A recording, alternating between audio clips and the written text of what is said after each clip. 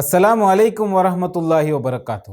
ಜಮಾತೆ ಇಸ್ಲಾಮಿ ಕರ್ನಾಟಕ ರಾಜ್ಯ ಘಟಕದ ಮಾಸಿಕ ನ್ಯೂಸ್ ಬುಲೆಟಿನ್ಗೆ ಸ್ವಾಗತ. ನಾನು ಇರ್ಷಾದ್ ವೇನೂರ್. ಜೂನ್ ತಿಂಗಳ ಸಂದೇಶ ಪರಿಚಯ ಮತ್ತು ತರಬೇತಿ ಕಾರ್ಯಕ್ರಮದ ಕಿರುನೋಟದ ಮುಖ್ಯಾಂಶ ಹೀಗಿದೆ. ಜಮಾತೆ ಇಸ್ಲಾಮಿ ಕರ್ನಾಟಕ ಘಟಕದ ವತಿಯಿಂದ ಹೊಸ ಸದಸ್ಯರಿಗಾಗಿ ಬೆಂಗಳೂರಿನ ಶಫೀಬಾಗ್ನಲ್ಲಿ ಏಕದಿನ ತರಬೇತಿ ಕಾರ್ಯಕ್ರಮ. ವಕ್ಫ್ ತಿದ್ದುಪಡಿ ಮಸೂದೆ ವಿರುದ್ಧ ಬೆಂಗಳೂರಿನ ಶಾಸಕರ ಭವನದಲ್ಲಿ ಜಮಾತೆ ಇಸ್ಲಾಮಿ ನೇತೃತ್ವದಲ್ಲಿ ದುಂಡು ಮೇಜಿನ ಸಮ್ಮೇಳನ. ಬೆಂಗಳೂರಿನ RCB ಸಂಭ್ರಮಾಚರಣೆ ಸಂದರ್ಭದಲ್ಲಿ ಸಂಭವಿಸಿದ ಕಾಲ್ತುಳಿತ ದುರಂತಕ್ಕೆ ಜಮಾತೆ ಇಸ್ಲಾಮಿ ಹಿಂದ್ ರಾಜ್ಯಾಧ್ಯಕ್ಷರಿಂದ ಸಂತಾಪ. All India Muslim personal law ಬೋರ್ಡ್ನ ತಂಡದೊಂದಿಗೆ ಕರ್ನಾಟಕದ ಮುಖ್ಯಮಂತ್ರಿಗಳ ಭೇಟಿಯಲ್ಲಿ ರಾಜ್ಯಾಧ್ಯಕ್ಷ ಡಾಕ್ಟರ್ ಮೊಹಮ್ಮದ್ ಸಾದ್ ಬೆಳಗಾವಿ ಭಾಗಿ. ಹುಣಸೂರಿನಲ್ಲಿ ಈದ್ ಮಿಲನ, ಧರ್ಮಗಳ ನಡುವೆ ಸೌಹಾರ್ದತೆಯ ಸುಂದರ ದೃಶ್ಯ. ಉಡುಪಿಯಲ್ಲಿ ವಕ್ಫ್ ಜಾಗೃತಿ ಕಾರ್ಯಾಗಾರ, ಮೌನವೇ ದೊಡ್ಡ ಶತ್ರು. ಕೈ ಮಣ್ಣಿನೊಳಗೆ ಹೃದಯ ದೇಶದೊಂದಿಗೆ ಎಂಬ ಶೀರ್ಷಿಕೆಯೊಂದಿಗೆ ರಾಜ್ಯಾಧ್ಯಕ್ಷ ಡಾಕ್ಟರ್ ಸಾದ್ ಬೆಳಗಾವಿ ಅವರಿಂದ CIO ರಾಷ್ಟ್ರವ್ಯಾಪಿ ಅಭಿಯಾನಕ್ಕೆ ಚಾಲನೆ.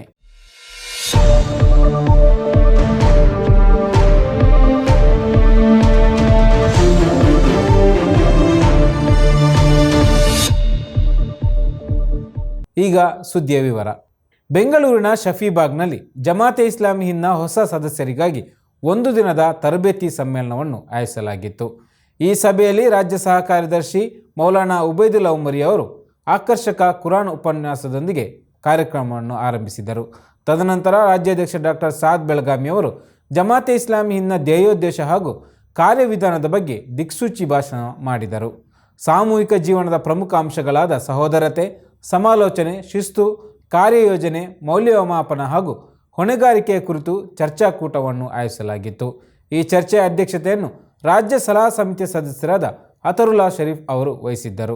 ರಾಜ್ಯ ಸಲಹಾ ಸಮಿತಿಯ ಸದಸ್ಯರಾದ ಶಬೀರ್ ಅಹಮದ್ ಖಾನ್ ಅವರು ಆಂದೋಲನದ ಸದಸ್ಯರಲ್ಲಿ ಇರಬೇಕಾದ ಜಾಗೃತಿ ಮತ್ತು ಆಂತರಿಕ ಗುಣಗಳ ಕುರಿತು ಮಾರ್ಗದರ್ಶನ ನೀಡಿದರು.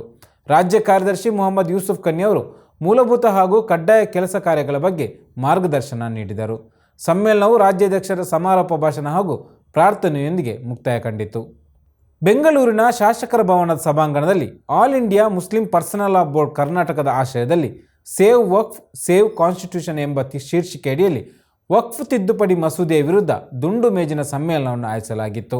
ಈ ಸಮ್ಮೇಳನದ ಅಧ್ಯಕ್ಷತೆಯನ್ನು ರಾಜ್ಯಾಧ್ಯಕ್ಷ ಹಾಗೂ ಪರ್ಸನಲ್ ಲಾ ಬೋರ್ಡ್ ಪ್ರತಿನಿಧಿ ಡಾಕ್ಟರ್ ಮೊಹಮ್ಮದ್ ಸಾದ್ ಬೆಳಗಾವಿ ಅವರು ವಹಿಸಿದ್ದರು. ಪ್ರೊಫೆಸರ್ ಜಗಮೋಹನ್ ಸಿಂಗ್, ಖ್ಯಾತ ವಕೀಲರಾದ ಅಫ್ಸರ್ ಜಹಾನ್ ಹಾಗೂ MK ಮೈತ್ರಿ, ಹಿರಿಯ ಪತ್ರಕರ್ತ ಶಿವಸುಂದರ್ ಸೇರಿದಂತೆ ಹಲವಾರು ಪ್ರಮುಖ ವ್ಯಕ್ತಿಗಳು, ಸಾಮಾಜಿಕ ಹಾಗೂ ಧಾರ್ಮಿಕ ಮುಖಂಡರು ಭಾಗವಹಿಸಿದ್ದರು. ವಕ್ಫ್ ತಿದ್ದುಪಡಿ ಮಸೂದೆಯನ್ನು ಅಸಾಂವಿಧಾನಿಕ ಮತ್ತು ಅಲ್ಪಸಂಖ್ಯಾತರ ಹಕ್ಕುಗಳನ್ನು ಕಸಿದುಕೊಳ್ಳುವ ಷಡ್ಯಂತ್ರ ಎಂದು ಬಲವಾಗಿ ಖಂಡಿಸಲಾಯಿತು. ಜಮಾತೆ ಇಸ್ಲಾಮಿ ರಾಜ್ಯಾಧ್ಯಕ್ಷ ಡಾಕ್ಟರ್ ಮೊಹಮ್ಮದ್ ಸಾದ್ ಬೆಳಗಾವಿ ಅವರು RCB ಗೆಲುವಿನ ಸಂಭ್ರಮಾಚರಣೆಯ ವೇಳೆ ಚಿನ್ನಸ್ವಾಮಿ ಕ್ರೀಡಾಂಗಣದ ಬಳಿ ಸಂಭವಿಸಿದ ಕಾಲ್ತುಳಿತ ದುರ್ಘಟನೆಯಲ್ಲಿ 11 ಮಂದಿ ಪ್ರಾಣ ಕಳೆದುಕೊಂಡಿದ್ದು 47ಕ್ಕೂ ಹೆಚ್ಚು ಮಂದಿ ಗಾಯಗೊಂಡಿರುವ ಘಟನೆಯನ್ನು ಆಘಾತಕಾರಿ ಎಂದು ಕರೆದಿದ್ದಾರೆ. ಈ ಘಟನೆಯ ಕುರಿತು ಸೂಕ್ತ ತನಿಖೆ ನಡೆಯಬೇಕು ಎಂದು ಒತ್ತಾಯಿಸಿದ್ದಾರೆ. ಪ್ರಾಣ ಕಳೆದುಕೊಂಡವರ ಕುಟುಂಬಕ್ಕೆ ದೇವರು ದುಃಖ ಭರಿಸುವ ಶಕ್ತಿಯನ್ನು ನೀಡಲಿ ಮತ್ತು ಗಾಯಗೊಂಡವರು ಶೀಘ್ರವಾಗಿ ಗುಣಮುಖರಾಗಲಿ ಎಂದು ಪ್ರಾರ್ಥಿಸಿದ್ದಾರೆ. All India Muslim personal law board ಪ್ರತಿನಿಧಿಗಳು ಕರ್ನಾಟಕದ ಮುಖ್ಯಮಂತ್ರಿ ಸಿದ್ದರಾಮಯ್ಯ ಅವರನ್ನು ಬೆಂಗಳೂರಿನ ಅವರ ಸರ್ಕಾರಿ ನಿವಾಸದಲ್ಲಿ ಭೇಟಿಯಾದರು. ನಿಯೋಗವು ವಕ್ಫ್ ಉಳಿಸಿ ಆಂದೋಲನದ ಸಲುವಾಗಿ ವಿವರವಾದ ಮನವಿಯೊಂದನ್ನು ಮುಖ್ಯಮಂತ್ರಿಗಳಿಗೆ ಸಲ್ಲಿಸಿತು. ರಾಜ್ಯದಲ್ಲಿ ವಕ್ಫ್ ಆಸ್ತಿಗಳ ಸಂರಕ್ಷಣೆಗೆ ಸಂಬಂಧಿಸಿ ಪ್ರಮುಖ ಅಂಶಗಳ ಕುರಿತು ಚರ್ಚೆ ನಡೆಸಲಾಯಿತು.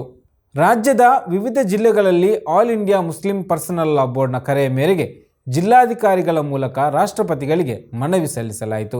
ಜಮಾತೆ ಇಸ್ಲಾಮಿ ಹಿಂದ್ನ ಸ್ಥಾನೀಯ ಸದಸ್ಯರು ಇದರಲ್ಲಿ ಸಕ್ರಿಯವಾಗಿ ಭಾಗವಹಿಸಿದ್ದರು. ಜಮಾತೆ ಇಸ್ಲಾಮಿ ಹಿಂದ್ನ ಹಿರಿಯ ನಾಯಕ KM ಶರೀಫ್ ಅವರು ನಿಧನರಾಗಿದ್ದಾರೆ. ಇನ್ನಾ ಲಿಲ್ಲಾಹಿ ವ ಇನ್ನಾ ಇಲೈಹಿ ರಾಜಿಊನ್. ಕರ್ನಾಟಕದ ಜಮಾತೆ ಇಸ್ಲಾಮಿ ಹಿಂದ್ನ ಹಿರಿಯ ನಾಯಕರಾದ KM ಶರೀಫ್ ಅವರು ಧಾರ್ಮಿಕ, ಸಾಮಾಜಿಕ ಹಾಗೂ ಶೈಕ್ಷಣಿಕ ಕ್ಷೇತ್ರದಲ್ಲಿ ಗಣನೀಯ ಕೊಡುಗೆ ನೀಡಿದ್ದ ವ್ಯಕ್ತಿಯಾಗಿದ್ದರು. ಅವರು ಸನ್ಮಾರ್ಗ ಪಬ್ಲಿಕೇಶನ್ ಟ್ರಸ್ಟ್, ಶಾಂತಿ ಪಬ್ಲಿಕೇಶನ್ ಮತ್ತು ಶಾಂತಿ ಎಜುಕೇಷನಲ್ ಟ್ರಸ್ಟ್ನ ಅಧ್ಯಕ್ಷರಾಗಿ ಸೇವೆ ಸಲ್ಲಿಸಿದ್ದಾರೆ. ಜೊತೆಗೆ ಜಮಾತೆ ಇಸ್ಲಾಮಿ ಕರ್ನಾಟಕ ಮತ್ತು ಗೋವಾ ಘಟಕದ ರಾಜ್ಯ ಸಲಹಾ ಸಮಿತಿಯ ಸದಸ್ಯರಾಗಿ ಹಾಗೂ ಹಾಸನದ ಮನ್ಸೂರಾ ಅರಬಿಕ್ ಕಾಲೇಜಿನ ಸಂಸ್ಥಾಪಕ ಸದಸ್ಯರಾಗಿಯೂ ಸೇವೆ ಸಲ್ಲಿಸಿದ್ದಾರೆ. ಇಸ್ಲಾಮಿ ಆಂದೋಲನಕ್ಕೆ ಅವರ ಕೊಡುಗೆಗಳು ಅಪಾರವಾಗಿವೆ. ಜಮಾತೆ ಇಸ್ಲಾಮಿಯಿಂದ ರಾಜ್ಯಾಧ್ಯಕ್ಷರು ಹಾಗೂ ರಾಜ್ಯ ನಾಯಕರು ಅವರ ಅಂತ್ಯಕ್ರಿಯೆಯಲ್ಲಿ ಭಾಗವಹಿಸಿ ಕುಟುಂಬದವರಿಗೆ ಸಾಂತ್ವನ ಹೇಳಿದರು. ಮಂಗಳೂರಿನಲ್ಲಿ ನಡೆದ ಸಂತಾಪ ಸಭೆಯಲ್ಲಿ ರಾಜ್ಯ ನಾಯಕರು ಭಾಗವಹಿಸಿದ್ದರು. ದೇವರು ಮೃತರ ಸತ್ಕರ್ಮಗಳನ್ನು ಸ್ವೀಕರಿಸಲಿ ಮತ್ತು ಅವರ ಸ್ಥಾನವನ್ನು ಉನ್ನತಗೊಳಿಸಲಿ ಮತ್ತು ಕುಟುಂಬದವರಿಗೆ ತಾಳ್ಮೆಯನ್ನು ನೀಡಲಿ. ಆಮೀನ್. ಜಮಾತೆ ಇಸ್ಲಾಮಿ ಹಿಂದ್ ಹುಣಸೂರು ಆಶ್ರಯದಲ್ಲಿ ನಡೆದ ಈದ್ ಮಿಲನ್ ಕಾರ್ಯಕ್ರಮದಲ್ಲಿ ವಿವಿಧ ಧರ್ಮಗಳ ಗಣ್ಯ ವ್ಯಕ್ತಿಗಳು ಭಾಗವಹಿಸಿದ್ದರು. ಧಾರ್ಮಿಕ ಸಾಮರಸ್ಯ ಮತ್ತು ಸೌಹಾರ್ದತೆಯ ಸುಂದರ ಚಿತ್ರಣ ಇಲ್ಲಿ ದಾಖಲಾದವು. ಜಮಾತೆ ಇಸ್ಲಾಮಿ ಹಿಂದ್ ಹುಣಸೂರು ಆಶ್ರಯದಲ್ಲಿ ನಡೆದ ಈದ್ ಮಿಲನ್ ಕಾರ್ಯಕ್ರಮದಲ್ಲಿ ವಿವಿಧ ಧರ್ಮಗಳ ಗಣ್ಯ ವ್ಯಕ್ತಿಗಳು ಭಾಗವಹಿಸಿದ್ದರು. ಸಾಮರಸ್ಯ ಹಾಗೂ ಧಾರ್ಮಿಕ ಸಹಿಷ್ಣುತೆಯ ಬಗ್ಗೆ ಪರಿಣಾಮಕಾರಿ ಚರ್ಚೆ ನಡೆಯಿತು. ರಾಜ್ಯ ಕಾರ್ಯದರ್ಶಿ ಅಕ್ಬರ್ ಅಲಿ ಉಡುಪಿಯವರು ಈದ್ ಉಲ್ ಅಜಾದ ಸಂದೇಶವನ್ನು ಸರಳವಾಗಿ ಕಾರ್ಯಕ್ರಮದಲ್ಲಿ ವಿವರಿಸಿದರು.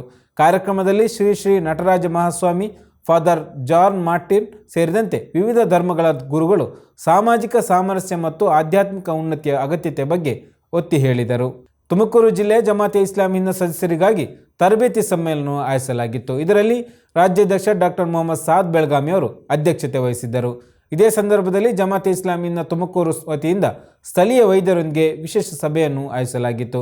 ಈ ಸಭೆಯಲ್ಲಿ ಡಾಕ್ಟರ್ ಸಾದ್ ಬೆಳಗಾವಿ ಅವರು ವೈದ್ಯಕೀಯ ಕ್ಷೇತ್ರಕ್ಕೆ ಇಸ್ಲಾಮಿನ ಕೊಡುಗೆ, ಆಧುನಿಕ ವೈದ್ಯಕೀಯ ಪ್ರವೃತ್ತಿಗಳು ಮತ್ತು ವೈದ್ಯಕೀಯ ನೀತಿಶಾಸ್ತ್ರದ ಬಗ್ಗೆ ವಿವರವಾಗಿ ಮಾತನಾಡಿದರು. ಜಮಾತೆ ಇಸ್ಲಾಮಿ ಹಿಂದ್ ಉಡುಪಿಯ ಆಶ್ರಯದಲ್ಲಿ ತೋನ್ಸೆಯಲ್ಲಿ ವಕ್ಫ್ ಜಾಗೃತಿ ಕಾರ್ಯಾಗಾರವನ್ನು ಆಯೋಜಿಸಲಾಗಿತ್ತು.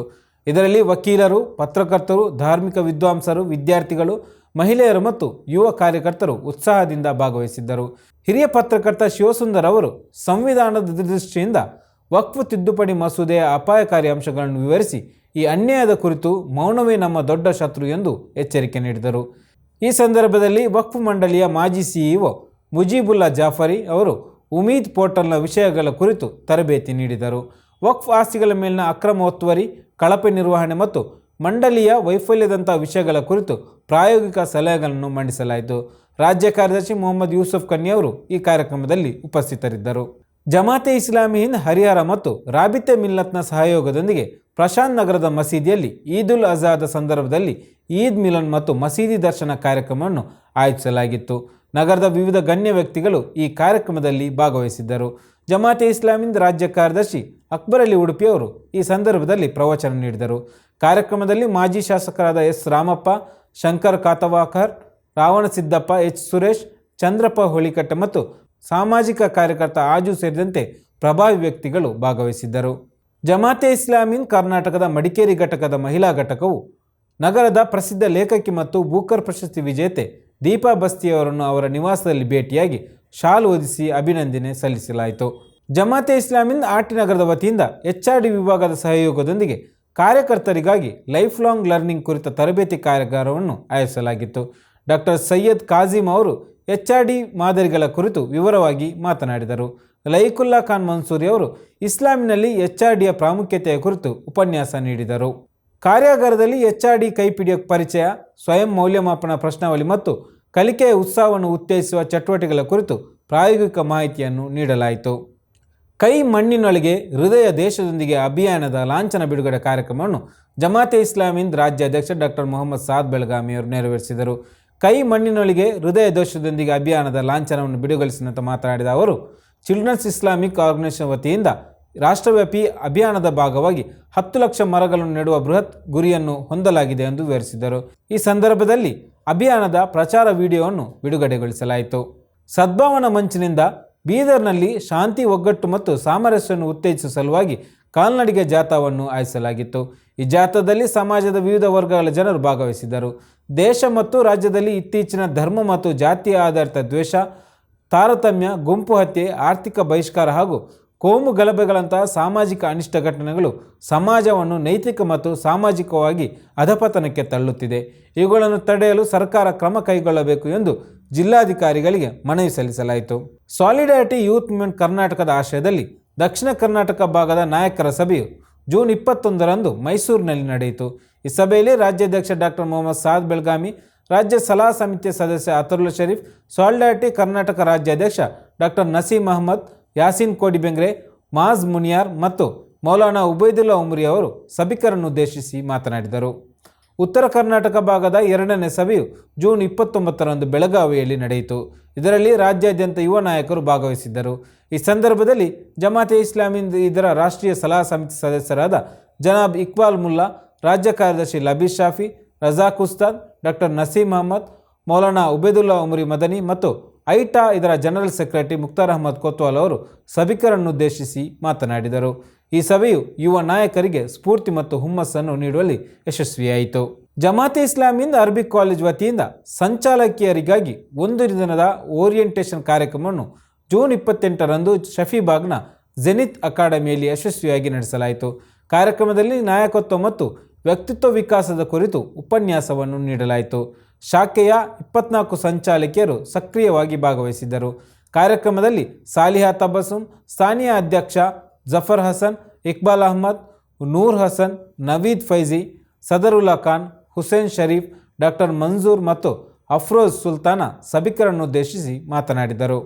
Association for protection of civil rights Karnataka ಚಾಪ್ಟರ್ನ ಕರಾವಳಿ ವಲಯದ ಜಿಲ್ಲೆಗಳಾದ ಉಡುಪಿ, ದಕ್ಷಿಣ ಕನ್ನಡ, ಉತ್ತರ ಕನ್ನಡ, ಶಿವಮೊಗ್ಗ ಮತ್ತು ಚಿಕ್ಕಮಗಳೂರಿನ ಪ್ರತಿನಿಧಿಗಳ ಸಭೆಯು ಹೂಡೆಯ ಸಾಲಿಯಾತ್ ಆಡಿಟೋರಿಯಂನಲ್ಲಿ ನಡೆಸಲಾಯಿತು. ಈ ಸಭೆಯನ್ನುದ್ದೇಶಿಸಿ ಎಪಿಸಿಆರ್ ರಾಜ್ಯಾಧ್ಯಕ್ಷ ಸುಧೀರ್ ಕುಮಾರ್ ಮುರಳಿ ಮಾತನಾಡಿ, ಮರ್ದಿತರ ಪರವಾಗಿ ಎಪಿಸಿಆರ್ ರಾಜ್ಯದಲ್ಲಿ ಕೆಲಸ ಮಾಡುತ್ತಿದ್ದು ದೇಶದಲ್ಲಿ ಬಡ ಸಂತ್ರಸ್ತರ ಪರವಾಗಿ ನಿರಂತರವಾಗಿ ಕಾನೂನು ಹೋರಾಟ ನಡೆಸುತ್ತಿದೆ ಎಂದು ತಿಳಿಸಿದರು. ಈ ಸಂದರ್ಭದಲ್ಲಿ ಎಪಿಸಿಆರ್ ಉಪಾಧ್ಯಕ್ಷೆ ಅಡ್ವೊಕೇಟ್ ಅಖಿಲ, ಪ್ರಧಾನ ಕಾರ್ಯದರ್ಶಿ ಅಡ್ವೊಕೇಟ್ ಮೊಹಮ್ಮದ್ ನಿಯಾಜ್, ಕಾರ್ಯದರ್ಶಿ ಹುಸೇನ್ ಕೋಡಿಬೆಂಗ್ರೆ ಮತ್ತು ಕಾರ್ಯಕಾರಿ ಸಮಿತಿ ಸದಸ್ಯರಾದ advocate B T Venkatesh, father Gerald D'Souza, Mehdi Kaleem, advocate Akmal Rizvi, advocate Abdul Salam, Mohammed Kunhi, advocate Afwan ಮತ್ತು ಹರ್ಷಕುಮಾರ್ ಕುಗ್ವೆ ಸೇರಿದಂತೆ ಪ್ರಮುಖ ನಾಯಕರು ಉಪಸ್ಥಿತರಿದ್ದರು. ಇದು ಜೂನ್ ತಿಂಗಳ ನ್ಯೂಸ್ ಬುಲೆಟಿನ್. ಮುಂದಿನ ಸುದ್ದಿ ಬುಲೆಟಿನ್ಗೆ ಮತ್ತೆ ಭೇಟಿಯಾಗೋಣ. ಅಸ್ಸಲಾಮು ಅಲೈಕುಂ ವರಹಮತುಲ್ಲಾಹಿ ವಬರಕಾತುಹು.